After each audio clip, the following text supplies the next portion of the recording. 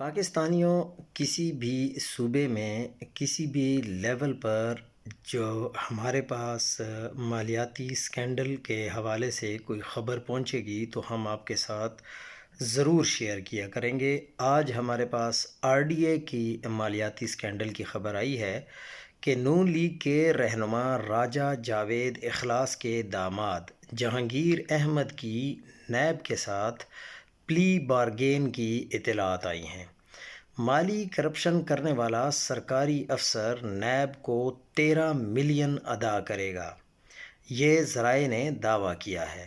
اس سے قبل سابق ضلعی ناظم MNA راجہ جاوید اخلاص کے داماد جہانگیر احمد 10 روزہ جسمانی ریمانڈ پر نیب کے حوالے کیے گئے تھے۔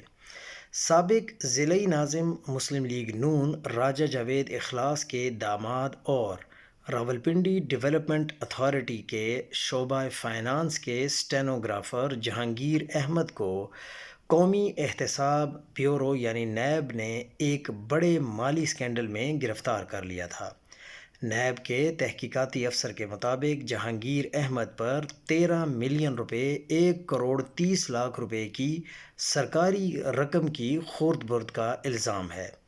جہانگیر احمد پر الزام ہے کہ انہوں نے یہ بھاری سرکاری رقم اپنی اہلیہ مسمہ سائمہ جہانگیر کے بینک اکاؤنٹ میں غیر قانونی طور پر منتقل کی تھی۔ ملزم جہانگیر احمد کی گرفتاری کے بعد انہیں احتساب عدالت میں پیش کیا گیا تھا، جہاں نیب کی تفتیشی افسر نے مزید تحقیقات کے لیے ان کے جسمانی ریمانڈ کی درخواست کی تھی۔ عدالت نے درخواست منظور کرتے ہوئے جہانگیر احمد کو 10 روزہ جسمانی ریمانڈ پر نیب کے حوالے کر دیا تھا تاکہ کیس کی مکمل تحقیقات کی جا سکیں۔